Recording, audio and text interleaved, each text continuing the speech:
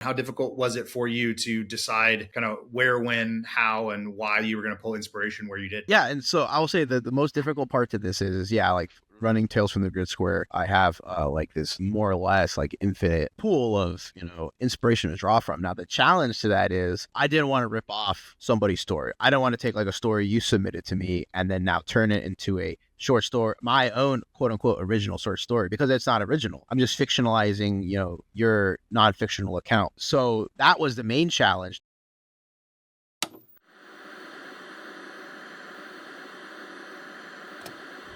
Is that much of it? That's not much of a change for you, right? My name is Carey. I used to load bombs in the Air Force, and now I'm a writer, a filmmaker, and an entrepreneur. Through using the post 9/11 GI Bill to go to college, working hourly jobs to pay the bills, and freelancing my way into a career, I've studied what it takes to successfully transition from service to civilian, and that study has become a conversation.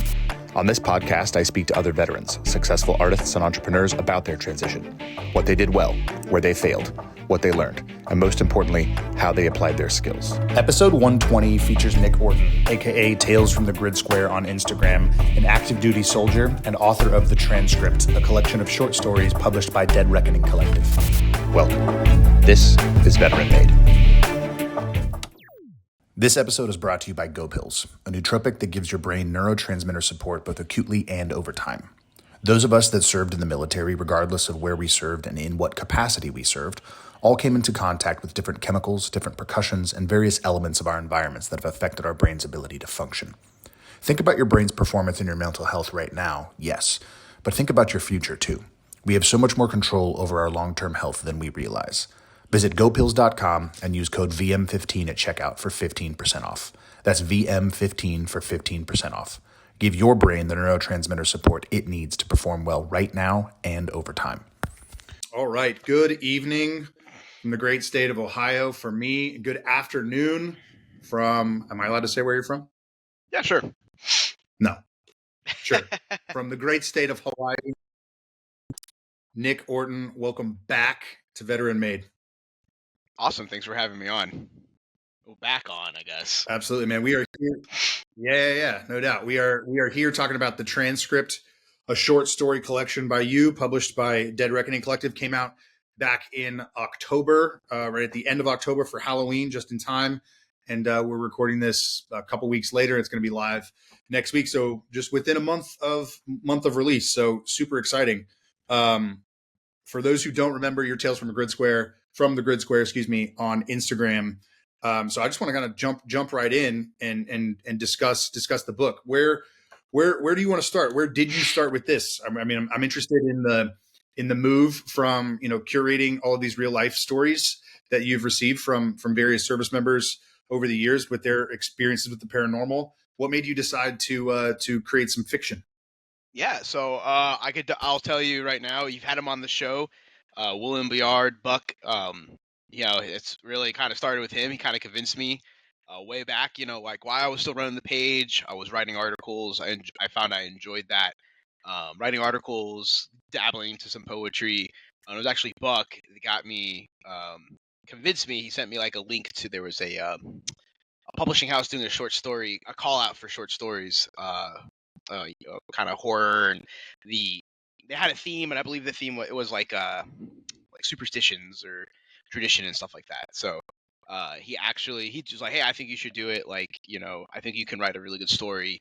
You're sitting on a lot of like inspiration and source material, so you have the imagination, you have the source material, and you can come up with something. So because of him, he convinced me. And actually, funny story, it's actually in the transcript. That short story evolved, and it wasn't picked up. I actually wrote that one. It's just a rock in the transcript. Is what that short story evolved into. And the original one was only, I think, about, it was like 2,000 words. It's super short. And I grew it into what it is now. And actually, I recall I wrote that during a battalion FTX, actually. So it was like whenever during the day, run around when I was in company command, make sure everyone was good to go. And then at night, when everybody would bed down, I'd lock myself in the Expando van and, go over awards and NCOERs. But in reality, I was typing away on my computer. this short story, which that was like 3 years ago almost. Uh, put it aside, didn't get picked up by that thing, and then had this like, again, talking to Buck, kind of inspired me, kind of kicked me in the ass to like keep writing some more. And eventually I wrote another short story that's also in the book. And eventually I was like, you know what, I want to do a short story collection. So it was kind of like I didn't get picked up by the original publishers. Like, you know what, I'll just make my own collection. Yeah, I love that. Excuse me. Before we get into kind of the inspiration and the source material that you've been curating and sitting on for a while, I want to talk a little bit about that relationship there. Like, Buck's a wild man. Obviously, he's been on the show a couple of times. I got to meet him in person for the first time a few weeks ago when we were at a Patrol Base Abate book club retreat out there in Montana, which was an incredible experience. My favorite thing about this Dead Reckoning Collective community, right, is that it is a community, right? We all get to know each other really well, whether it be online like this, whether it be on workshops and writing on Instagram or whatever it is, and then those of us that are lucky enough to be involved with PB Abate and get to go to events like that, we get to know each other in person too. And it really is the relationships within this community, I think, that both make the community very strong as well as make the writing really strong. So what was it like to have those conversations, to get that insight from him, to get that motivation from him? Like, how did those conversations go? And like, really ultimately what convinced you to follow through on it and actually write something? Yeah, and it's actually kind of hilarious because I have Buck's original book, Sober Man's Thoughts. It was one of my favorite books off of the the whole Dead Reckoning lineup at the time. It's like one of my favorites, and he actually reached out to me through Dirtbag Magazine, his magazine, and Yeah. it took me like about a month to realize who I was talking to, put two and two together. And he was like, I thought it was someone else. And he was like, oh no, this is, this is Buck. And I was like, wait, I was like, this is you? Like this, I have your book. And from there, I was just like, dude, that's awesome. I love your book. It was pretty cool to connect with, it's the first time I've ever actually spoken to an author of a book that I really liked. And I thought that was really cool. And just from there, I consider him a good friend. We talk, on the phone quite a bit, whenever we can. I'll say he's one of the few guys that, besides my brother and my dad, that I talk to on the phone for more than 30 minutes. And Yeah. he's just I mean, there's no pretense with Buck, right? Like, he's just a dude at the end of the day, and he's a writer, and he loves writing, and he loves writers. Yeah. Oh yeah, and he's like one of the most creative men I've ever met. Like, extremely talented writer. Just like how he creates, the written word and crumbs like world builds, and how he builds a story is like, it's like a natural talent. And it's talking to someone like that and learning from someone like that kind of, helps you kind of figure out your own skills and what works for you as well. Yeah, I mean, so that even makes it like a little bit deeper. I didn't even realize that him being the first author that you'd spoken to of a book or collection of books that you enjoyed. So yeah, I mean, what did that feel like to get that insight from him and to get that feedback from him and to get that motivation to try your hand at it yourself? Yeah, no, it's great because it's like, kind of, I am not trained. Like, I've not educated myself in this. I've enjoyed it. I've always said I've enjoyed writing, but I've never really written something from scratch, if that makes sense. I've written research papers and I've written opinion articles before, but I've never like sat down and actually built something from scratch. And speaking to guys like Buck, and he also connected me with Douglas Hoover, who's also a phenomenal horror writer, who I've learned a lot from too. And it never occurred to me that there's other people and they're just like you. They're just other dudes like you that you can reach out to and pick their brains. And those two individuals are more than willing to share their knowledge and kind of share their their views on things. And being able to bounce ideas off like that, other writers, it takes things to a next level for the creative process. Yeah, no doubt. So as you wrote that first short story out there in the van, like, what was that experience like for you to and where did the inspiration for that particular story come from? Just a Rock, which is in this collection, like you said. Where did that particular inspiration come from? Why did you start with that one? And what was the process like for you to get started with that process of saying like, all right, I'm going to do this. I'm going to write it. Yeah, it was it took some time actually when we had that conversation to when I finally sat down and actually started doing it. It was about 2-3 months. And it was definitely, I will say, I especially with the rest of the short stories, I was not as maybe organized as like other people, right? I kind of like I will come up with an idea. I kind of eventually my process now is developed into this. In the beginning, I didn't really know.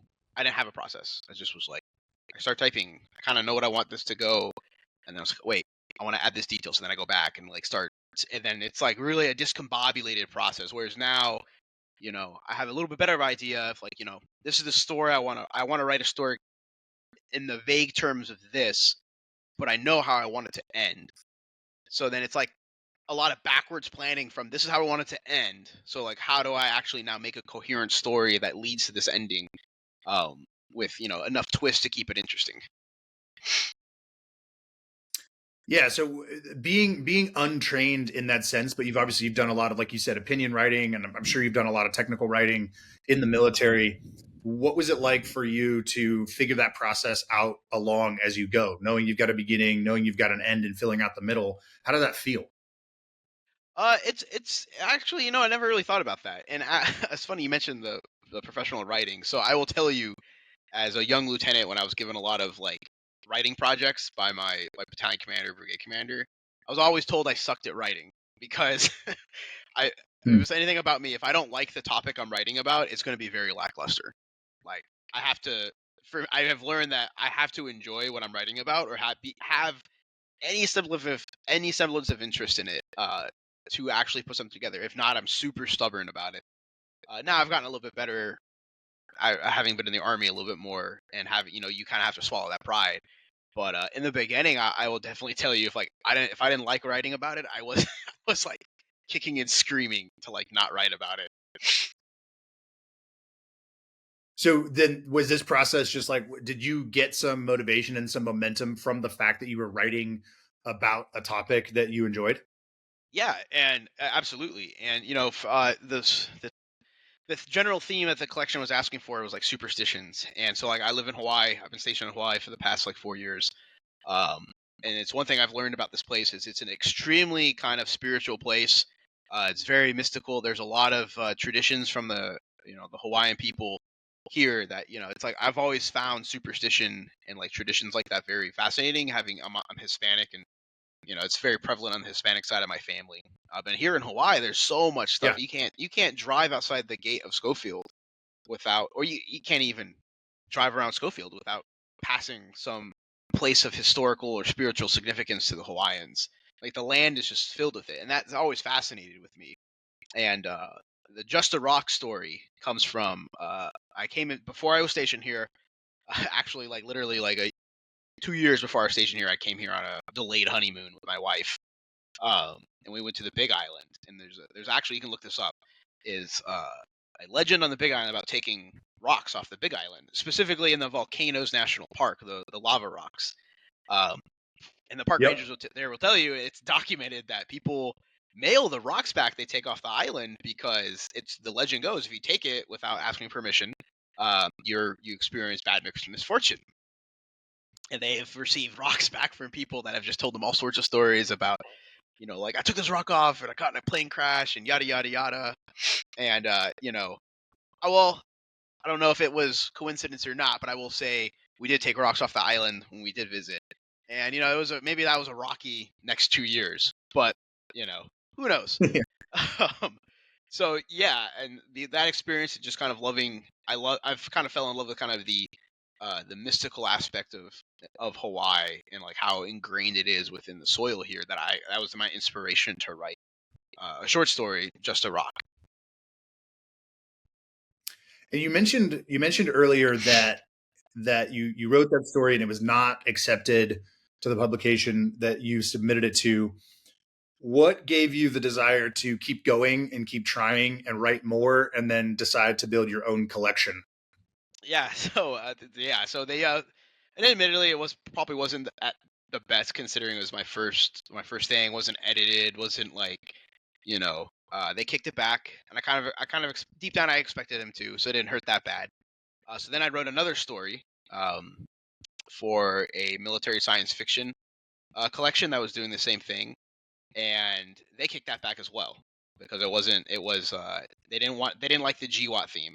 The transcript, a lot of the stories are very very themed to the GWAT, and so it was kind of disheartening at first, and then I was like, you know what, like, why am I trying to put a short story in somebody else's collection? Like, I should just write my own.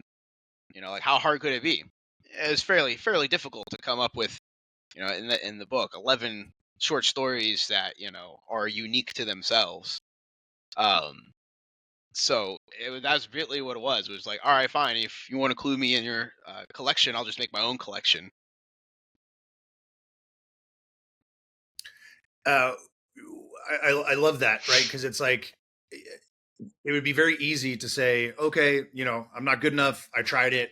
Now I'm done. I'm gonna just keep being a fan and keep reading the genre, but not trying again. I love that you said, nope, I'm gonna keep going, and I'm gonna build my own collection, and I'm gonna see where this goes and where I can take it. What was the desire for you to write a collection of stories? And now, to be fair, there is, at least, I don't want to give too much away for the readers or the potential readers, the new readers, that there is at least one character that shows up a few times across a couple of different stories, right? So there's some loose collection, but what made you decide connection, excuse me, but what made you decide to create a collection of stories that could live on their own rather than make it a cohesive piece? Mainly, I guess, I have no idea how to write a novel, and frankly, that intimidated me at first. So I was like, all right, like, this is a good soft start to, having an original writing career, quote unquote. Is like short stories, right? Because, like, you can easily take a short story and, like, make it not connected at all. Or, I guess I made it kind of connect, but I wouldn't call it a novella. Like, in a novella, we have all the short stories, like, are separate, but they're all connected by the characters. It eventually kind of became that, but in the beginning, I was like, well, I'll create like a short story on its own, so it's like there's not much world building I have to do. If the settings are familiar to people, especially in the last like 20 years, of like a lot of them being the GWAT, the setting and the themes are familiar to people, so I could kind of make them their own self-contained, like, episodes, if you will.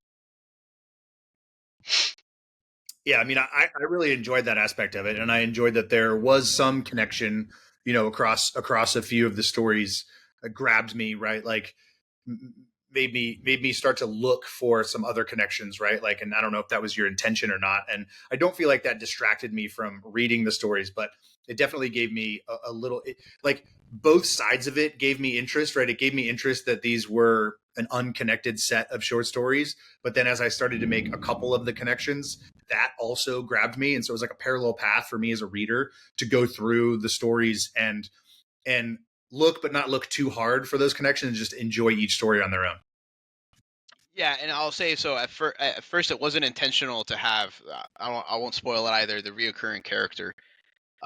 He appeared in one story, and I wrote them all out of order too. So as the order in the book is not the order they were written. Right.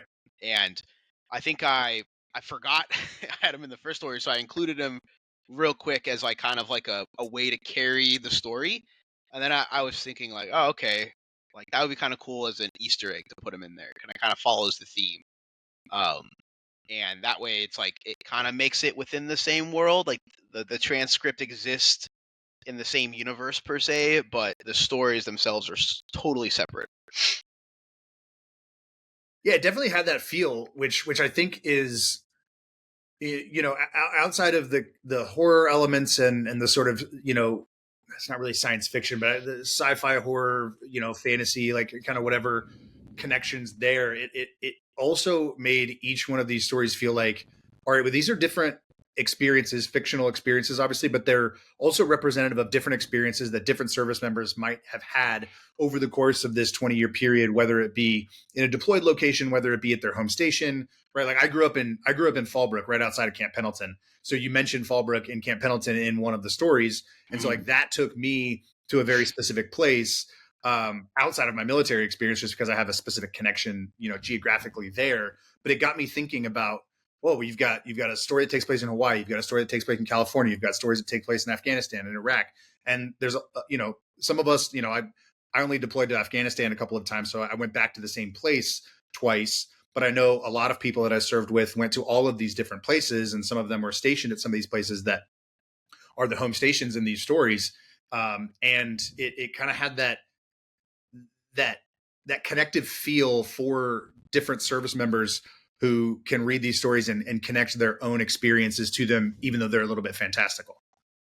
Yeah, and I try to do that. And I actually tried my hardest to have every branch represented some way through the stories, except for I guess I'm a Space Force and the Coast Guard. But that was, to be honest, Yeah. I tried. I couldn't think of anything at the moment. Yeah. And I'll say the non-combat stories, the ones that don't involve like actual combat, like those kind of settings are all places I've been, like Hawaii. Like you said, you're from Fallbrook. I grew up in Oceanside. I'm familiar with that Yep. area. One of the stories is like from a campsite I used to go to in Texas. So like taking inspiration from the real world, and especially like in the military, like there's natural choke points of our experiences that we end up in certain places. So like that's, like you said, it's familiar and it's kind of cool. Like, oh, cool. Like, some of the other thing I put in there too is some of the named characters. Besides one story where it's very like in your face, but it's also like it follows the theme of like the creature feature, I guess. A lot of the names in there are actually people I've met in real life. Now they're not like they're not inserted. The people I've inserted, like, if I have a character like that has your name or Nick Orton in there, it's not because I put Nick Orton in there, but there is just a character so happens to be named Nick Orton, And so the names in the store is all people I've met. So I've and it's just like kind of, that way it kind of builds like a nice little Easter egg familiarity for people. Yeah, I mean, it was cool. Obviously, you've been on Blurry Creatures. I'm a fan of that podcast. So as I'm reading the first story, and I read Patterson, and then I read Gimlin, and then I read Meldrum, I'm like, oh man, these are such great references. And it didn't take me out; it just actually took me deeper into the story, and I was just enjoying the story and kind of your version of that in another place that isn't the Pacific Northwest or Texas, or, again, I don't want to give away too much for that particular story, but it was really interesting for you to take that mythos and really condense it down to one, particular mission, one particular point in time, bring these references in and put your own spin on that legend in an entirely different place. Yeah, and I'll say the other challenge, and I hope I keep it true to those who've actually experienced it, was, like you've said, you've been deployed to Afghanistan. I have not. I've never been deployed to Iraq. The places I've been deployed to are not featured in this book. And so like I try to do a lot of research and talk to people that have been to these places as well. So, when you read about some of these stories in Afghanistan, when you read about some of these stories in Iraq, hopefully, I was able to capture what that experience was like, and, accurately, to my knowledge, depict a scene that is familiar with people that have been there. Yeah, I mean, you did a great job, and it is also like these fantastical elements, right? At the end of the day, like we're reading these stories in a book like this, right? Because we're interested in the genre first and foremost, and everything else kind of after that is color. Not to dismiss it, right? Not to dismiss what you're saying, but like it's color that adds context and texture and depth to the story. But like really for fans of, excuse me, just dropped the book. I didn't take a rock from anywhere. It's just an accident. But the genre, right? Like is first and foremost, right? That's the most present thing. And everything else just fills it out and gives context, which I think is great. Yeah, and it's like I know that's like a try, and it's like some of the stuff too, like the Hawaiian, the theme, the stories in Just a Rock. Like I didn't want to rip off like one particular legend from like Hawaiian culture, because I feel like that would be kind of like disrespectful. So there's a lot of themes there's a lot of themes I've borrowed from Hawaiian legends and Hawaiian like history that are in the story, but they're not really connected to like one actual, like this is the story in Hawaii, because I felt like that would also hopefully the reader will read that and be interested in like, oh, I want to like read more about Hawaiian superstition and go and like, learn about this vibrant culture that, unless you've been here, you're not going to really know about. Yeah, no, I think that was a smart move, and it played well, right? Because I didn't feel when I'm reading that story like I had to have the very specific cultural or mythological context for it. I could just enjoy the story, and you explained it. You showed it rather than told us in that story everything we needed to know to experience, those characters' journey, through that story and through that, amalgam of those different legends. Speaking of inspiration, so obviously you mentioned it with Buck. Buck's like, hey, you're sitting on this curated set of stories that you've been collecting in the 2 volumes through Tales of the Grid Square that you self-published. What was your process to pull inspiration from either the stories that you've collected or stories that you're fan of, right? Like there's Lovecraftian themes throughout a handful of these stories, which, as a fan of Lovecraft, like I got that feel. But where did you pull inspiration? How difficult was it for you to decide kind of where, when, how, and why you were going to pull inspiration where you did? Yeah, and so I will say that the most difficult part to this is yeah, like running Tales from the Grid Square. I have like this more or less like infinite pool of inspiration to draw from. Now the challenge to that is I didn't want to rip off somebody's story. I don't want to take like a story you submitted to me and then now turn it into a short story, my own quote unquote original short story, because it's not original. I'm just fictionalizing your non-fictional account. So that was the main challenge. Now I will say there is one story in there that I'm not gonna say which one. It is it is a little based on fact, but it is basically a story that somebody told me. It was super fascinating, was super cool. And then I was like, I really wish there was more action to it though, because other than that, it's just like some people talked and that was it, right? And so, I've changed a lot of the details, but the theme is still the same. And I made it a little bit more exciting. But that was the only closest thing from Tales from the Grid Square, was because like wow, I really wanted you to run into it, like talk about this monster, and suddenly it appeared, and now you guys had to fight it. That's like where I thought the story was leading, but Yeah. hey, it's still pretty cool no matter what. So I was like, you know what, we'll use the same theme, but it's not the same person, it's a different setting and everything like that. Oh man, I'm looking at my notes over here, and I've got the book. You have to tell me offline which one it Yeah. is if you're willing. I'm curious. I'm trying to think right now as we're talking, like which one that might be. I had an idea, and then you said something made me think it might be another one. I will say, but yeah, I mean, on that note, sorry, there is a reference. There Go is ahead. one other one that is an actual reference to an actual historical event in there. And I'll let the readers figure it out. But it's a historical event that not a lot of many people know about. It's kind of one that kind of flew under the radar. It's one that's disputed to this day if it was propaganda or it actually happened. But it almost that story happened almost over 100 years ago. So it's really hard to tell if what was truth and fiction back then. Yeah, for sure. I definitely think I know which one that is. So I mean, on that note, like as you said that it was the most difficult thing for you to not quote unquote rip off stories that have been submitted. So where did you draw that line, and how much research did you do? Research might not be the right word, but like how much work did you do to say like, all right, I'm going to pull the theme from this and I'm going to add my own action here? Are there any stories that like the Giant of Kandahar doesn't show up in this short story collection? I was really hoping to read your version of the Giant of Kandahar, right? And it's funny because I mentioned the walk-on corridor, so I know Blurry Creatures will be like, you missed your chance here. Which is, for the listeners that don't know, the walk-on corridor, or I might be mispronouncing it, is in Afghanistan. It's super remote. It's like this tiny little sliver of land that's super high on the border of China, and all the people in Afghanistan will tell you that that's where the giants live. Yeah. So, yeah, but unfortunately, no giants make a showing in this. Yeah, maybe in the next collection, because I'd love to read your version of that story.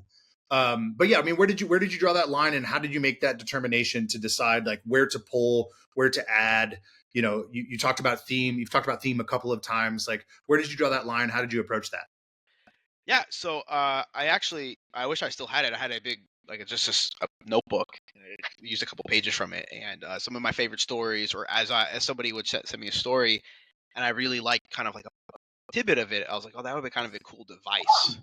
And it was like I would just scribble it down. So there was for instance, somebody told me like when they were in Afghanistan or Iraq, they had a friend pass away out there, get killed in action, and they claimed to have seen that friend on several times when they were on patrol.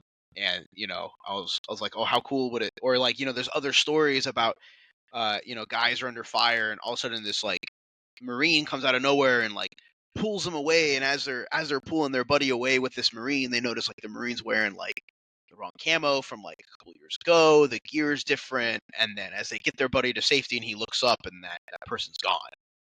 Like those are themes that people have sent me in their own accounts. I'm like, that would make a pretty good plot device or a plot story. Um, you know, especially exploring that, like that theme of like, people die and they're gone, but they're not really gone. Yeah, so I mean, is that something you were actively doing, like as you're getting new stories, or as you're flipping back through some of the old stories? Like, were you taking those stories and taking notes on the side to figure out how to do your own thing? Yeah, I would, as it would come to me, like, oh, that would actually be a pretty good like plot device. I would write it down in this notebook. Like have ghost of a comrade, protect them in like real life, or you know, uh, soldiers fight demons in Afghanistan, which is not from a story, but it was, an idea that would come for me of like somebody seeing like something fucked up in Afghanistan. And I was like, oh, that would be kind of freaky to fight, and so I would write that down. I'm like, oh, that might be a good idea for a story. The UFO one that's in there is based off of a lot of weird accounts I've gotten. And there's like I'm gonna go back and revisit this one day, but I get a lot of weird stories about like alien abductions in Afghanistan. I've gotten like 4 or 5, and they're very strange. But it's like one of those ones like, if you got abducted in Afghanistan, like who would actually check that? Who would miss you? And so like stuff like that is like very like that might be make for a good story, and stuff like that. How much of so there's a few different stories in here that I definitely feel like had the supernatural elements were representative of a lot of the themes that we've experienced during the GWAT, right? Whether it be trauma during service, trauma before service, like kind of coming to light as you're, serving and living and working and fighting. How much thought went into that for you? Like, because there's a couple of stories that, like the Point Man and Reunion in particular, feel that way to me. Yeah. The Phone Call definitely feels that way to me. Where there are like real life themes that are represented by the supernatural elements of these stories. Am I reading into that? Did you put any thought into doing that intentionally? I did actually. Also, I didn't want to have just purely like, so like it goes back to like my overall thinking is like when I wrote these stories. If you note it, for the viewers, are going to notice there's one thing, and I've talked about this on another podcast as well. Like, I hate nihilism. I hate it when like here's a story, everybody's fighting against impossible odds, and then they all die. Okay, yeah, and it's like somebody will turn around and be like, well, that's life. Like, no, that's not life. Like, dudes fall down a mountain. A woman falls off a mountain and breaks every single bone in her body, and then crawls her way to the road to like throw a pebble at a car that stops. Like human spirit is something different. Like that's the movie. That's what like Hollywood is like taught people is like things are hopeless. And so you'll see a theme, and that's kind of a central theme is like these people encounter these traumas and terrifying things and either overcome them or survive them, right? And that's a theme I wanted to convey, because I think there's, like you said, there is some stuff in there that kind of deals with some heavier subjects, but those characters overcome them, or the situation evolves into a way that those people can leave some of those traumas behind, or maybe they're not left, they don't leave it behind. In one of the stories you mentioned. And so like I wanted to kind of have Yeah, I like mean, some. go ahead. Oh yeah, I just wanted to kind of explore some of those themes as well. And it didn't start off like that. I was solely going for like some, comic book kind of like stories, like exciting. And there's some exciting stories in there, but I also wanted to include ones that were like, I didn't want to call them tear jerkers for lack of a better word, but like, stuff that was like maybe not as exciting, but still kind of sat with people. Right. I mean, like, Buck talks about this all the time, and he and I've talked about it, and he talks about it publicly. Like, there's nothing worse than the war bad make me sad stories, Yeah. and it's really difficult because literary fiction is great, right? Literary fiction has its place. I enjoy it, but as a genre, horror in particular, Lovecraftian horror, and like you said, some of these more action oriented, comic book type stories are a really great way for both the writer and the reader to address some of these themes and some of these issues without it feeling too on the nose, right? Like you don't have Yeah. to. It can be representative of those themes and of those issues, and actually really allow you as the writer and then me as the reader to feel it in a way that if it was presented very directly might not have the same impact. Oh yeah, absolutely. And a good example of this is is not a veteran, but Stephen Graham Jones. And this was recommended Mm-hmm. to me by someone, and I wish I had read this book. It's super short. It's a novella. It's called Mapping the Interior. I read it literally in an afternoon, like in like 2 hours. And it is exactly how you described. And I wish I have read it before because it's a perfect example of how, in the book he discusses some serious themes involving like the native population and like how they live nowadays, and like with the struggles they face in the back. But that's like in the background. At the forefront is this story that is a horror story in nature that like kind of like makes you consider a lot of things at the end without even realizing it. You've read a story that is bringing awareness to issues that are prevalent in this world today and still an issue. Yeah, I mean it's definitely, I hesitate to say it's the best way to do it, but it is certainly one of the best ways to do it, because it's almost like a little bit of a Trojan horse. Oh yeah, or it can backfire completely. Like Stanley Kubrick made Full Metal Jacket, and it was an anti-war movie. It is now like the poster child for life in the military in the Vietnam War. It can also backfire Oh yeah. completely. Oh Be like, yeah, we hear your message, but we are now co-opting your message for something else. yeah. Hey, hold on one second. We've got a special guest. You go to bed, babe.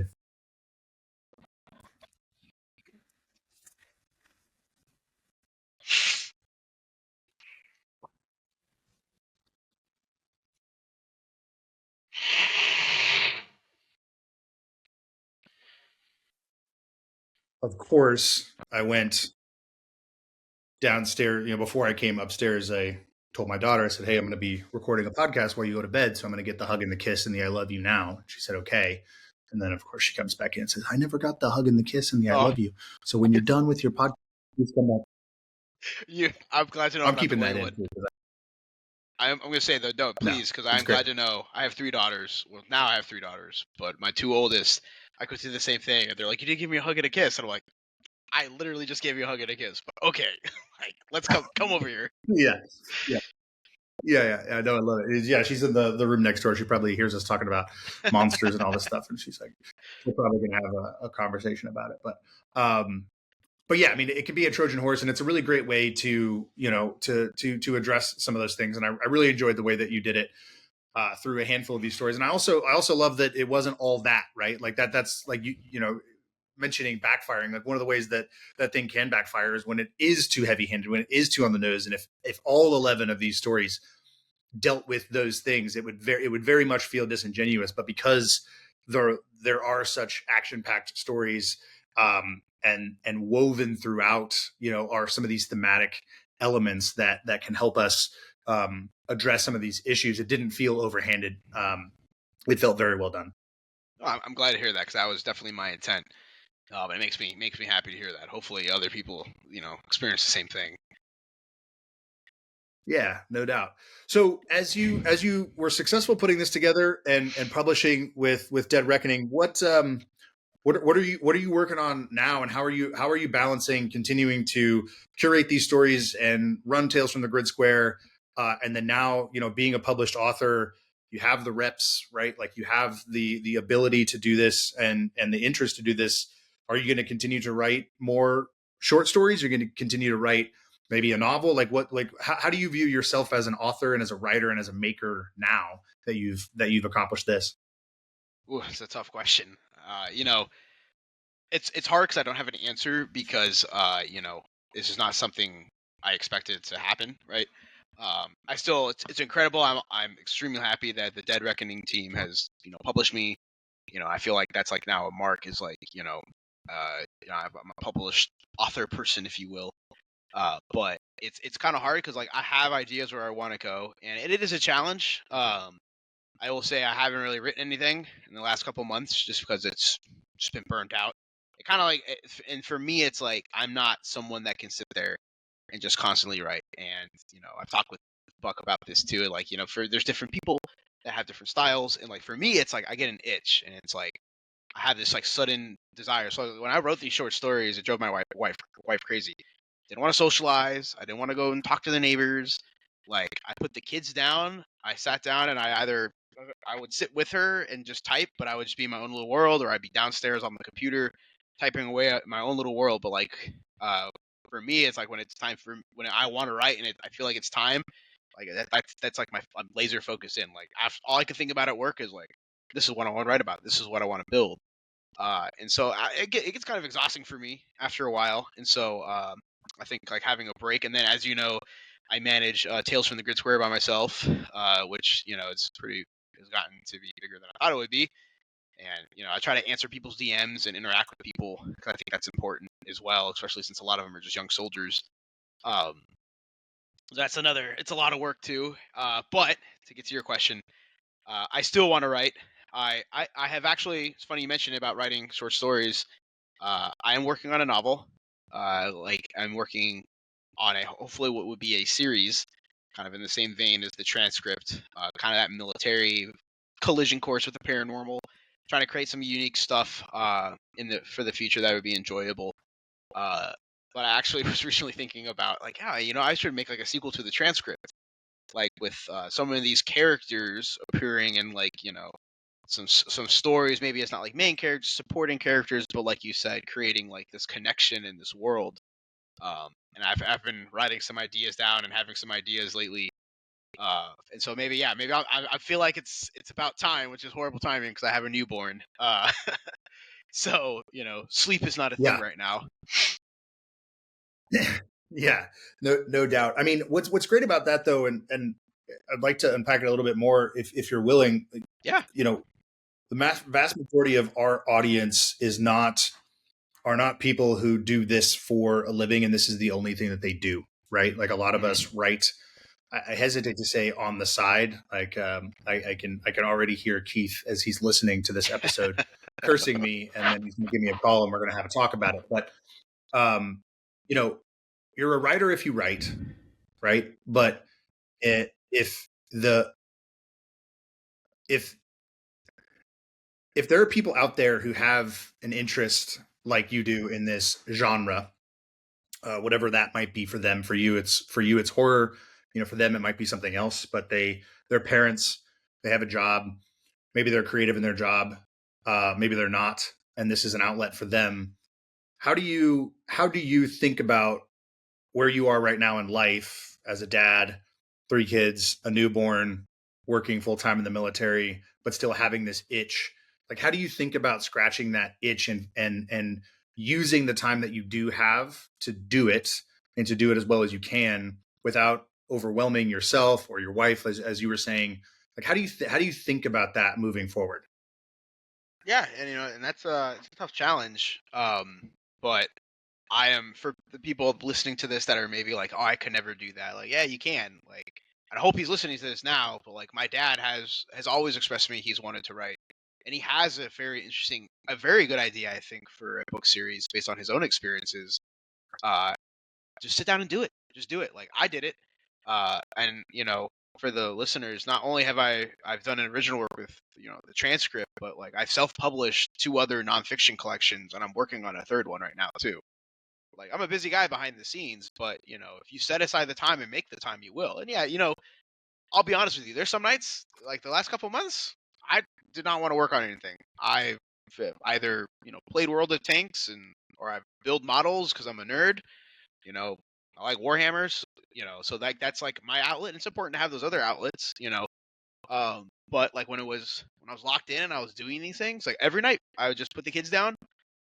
And I know I was I know I have to be up at a certain time. All right, I'm gonna try to get 7 hours of sleep. I know I gotta go to bed at this time. Okay, that gives me about an hour. All right, hurry up, get ready for bed, sit down, and like you can do 30 minutes. And a lot of it was just me like knocking out 30 minutes, or when I was in command and I'd wake up for PT with the soldiers. I'd either wake up with them, I knock out PT, and I come back because I live like right next to my house, or I go take it with me to the office. And for the hour I had after I did clean, got clean and showered, I sit down and just knock something out real quick, just 30 minutes, and that adds up over time. Or I eventually would start working out at like super early in the morning. I would get up at like 4, go work out at 5, be done by 6. Towards the end, where I could when I started transitioning stuff more towards my junior leaders, I was like, all right, cool. I go check on them at 6, see 6:30, and then I go and do my thing, for the rest of the morning until 9, and then I show up to work all day, and just do it again at night. And it's just sometimes that's what it takes if you really want to do it, and if you really enjoy it. I enjoyed it actually. It's exhausting, but I enjoy the process of writing and building and coming up with stuff. It's mentally exhausting. You have to sit down and you have to if you force yourself, which I've been doing lately, forcing for me, if I force it, I'm gonna get tired of it. I'm not gonna want to do it. So it's important to when you feel that drive to suddenly do it for the right reasons, and you'll find that you'll enjoy doing it.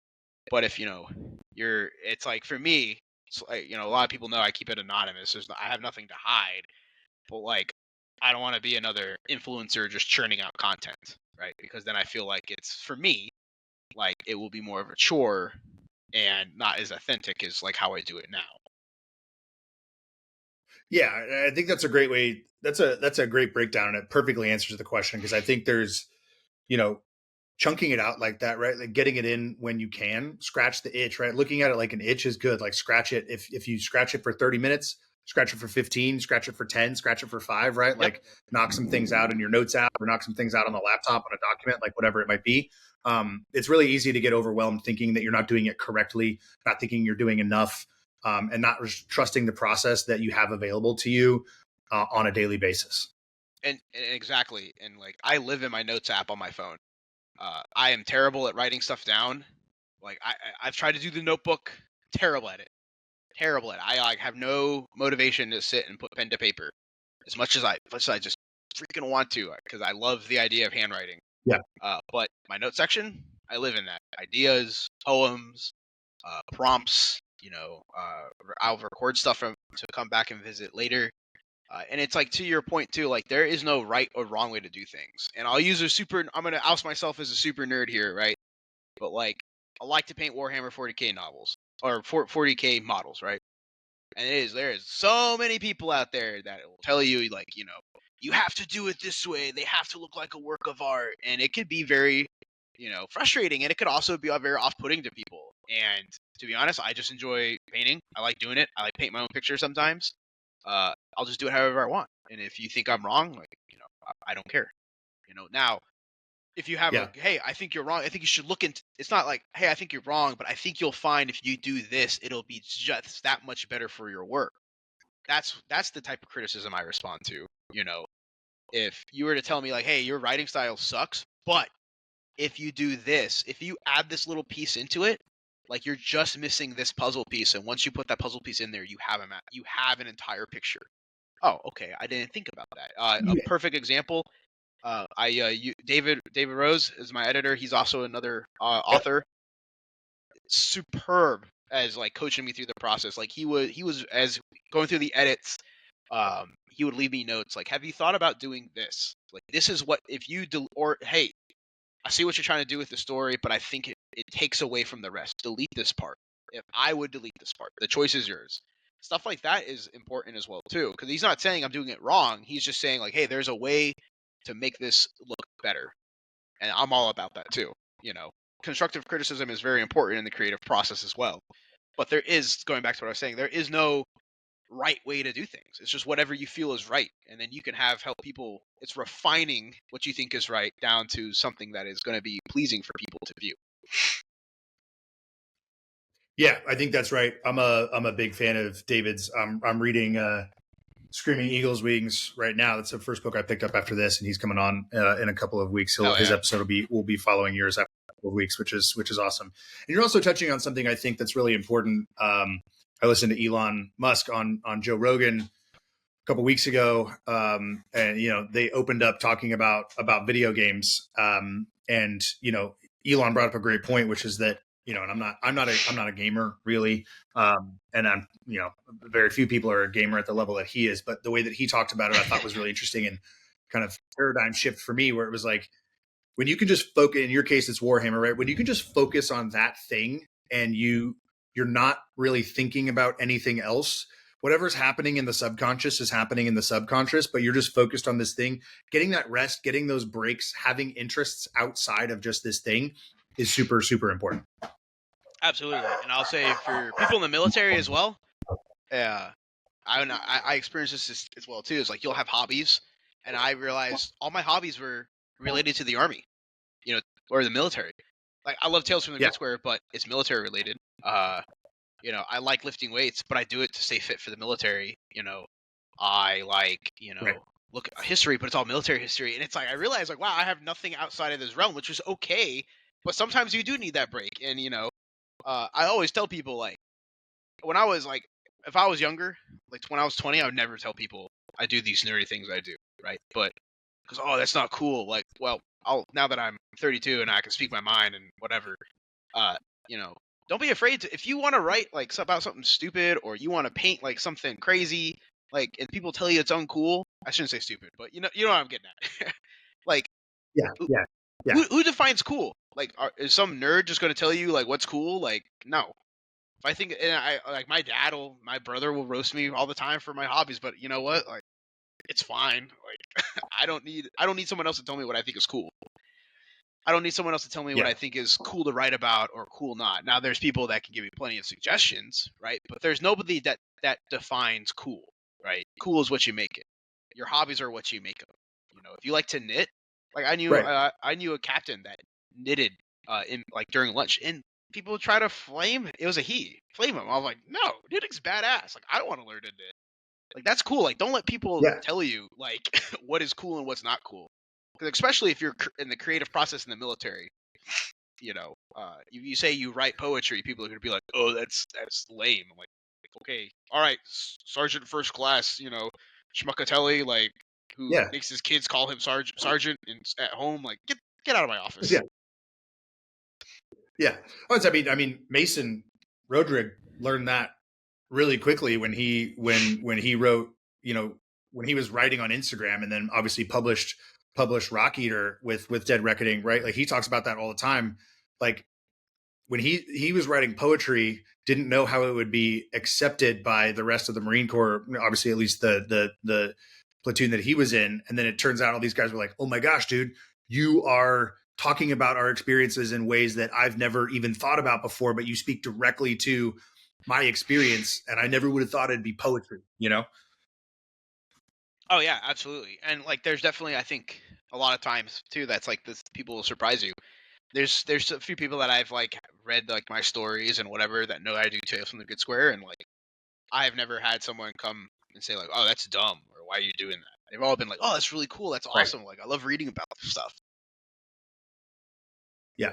Well, it's our interests and our hobbies make us who we are, right? And like, that feeds, just like the quote unquote important things that we do, right? Our work, or our relationships, our family.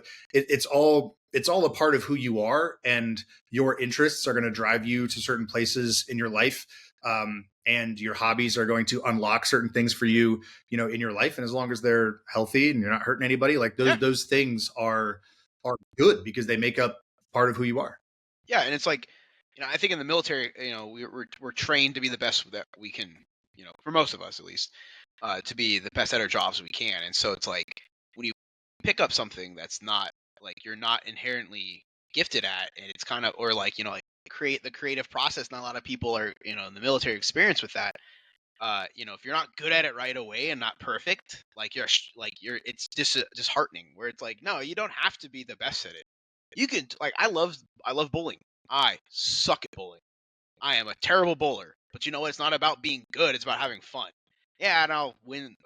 Maybe 1 out of like 20 games, right? But that's okay. Like my wife kicks my ass all the time in bowling, and that's fine. I enjoy bowling, and once you take that competitive, it's really easy to get this competitive edge to everything when there's no need to.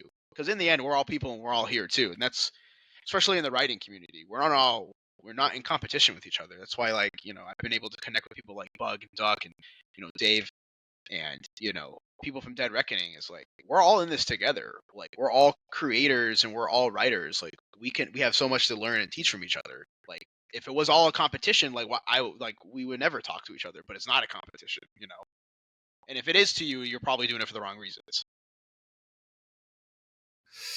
Yeah, well said. Hell of a place to end today. So Nick, obviously you're Tales from the Grid Square on Instagram, so we'll tag and collaborate there so that folks can see the content from this episode.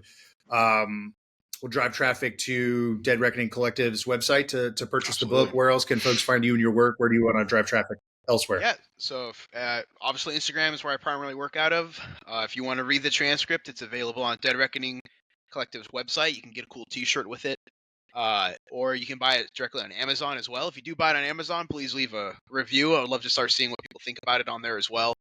And as well, if you want to read like the nonfiction stuff I've worked on, Tales from the Grid Square Volume 1 and Volume 2 are self-published by me, both available on Amazon as well. You can go check out. There's some reviews in there that got some good feedback. I know we've talked about that in the last episode too as well. Yeah, I've got them. I'd pull them out, but they're here in a stack. Yeah. I don't want to drop anything here. I don't want all my Hawaiian rocks that are hidden back there. I don't want to keep them where they are. But Nick, I appreciate you. I appreciate your work. I appreciate the book and the Instagram account and the volumes, everything that you do. To end each episode of the podcast, I ask an open-ended question. What's on your heart and your mind for our community right now? Could be a piece of advice, something you want to get off your chest, something you want to reiterate that we've already talked about today. But Nick, what's on your heart? What's on your mind? Yeah, I got something. And post Veterans Day here too. We in the veteran and military community need to stop being so goddamn negative all the time. Like, the only people that hate veterans are other veterans. And I see it online all the time on Tales from the Grid Square. Like, you can go ahead and try to get under my skin. I'll tell you off, and people see it. I will embarrass you. Because like there's no place for it. There's no place to be. I'm a firm believer. I try to be a nice guy to everyone, right? Until someone is not a nice guy to me, right? Because it costs absolutely $0 and zero energy to be kind, right? And for a community that talks about 22 veterans a day committing suicide, and we need to stand up for our brothers, are the quickest to tear other people down. And yeah, there's the disclaimers. Like, there's some people that deserve to get torn down for being, a-holes, right? But there's also like, a young Marine posts him and his wife getting married in the courthouse, and you can go look at all the comments, and it's just people ragging on him. I'm like, get your head out of your ass and just be happy for someone. Costs zero energy to be happy for those people. And, we as a community just need to do better. And if you don't like this, I'll tell you to your face, I don't care. Because it needs to be said and it needs to be heard. And so I hope someone listening from this kind of just changes their attitudes a little bit and stop being so goddamn negative online. That's all I got. Well said, brother. Couldn't agree more. I love it. Well, listen, I can't wait to see what's next, and appreciate getting to know you and your friendship here. And we'll have you back soon. Awesome. And thank you once again for having me on, and thank you for everything you do as well for this community. Thanks, brother.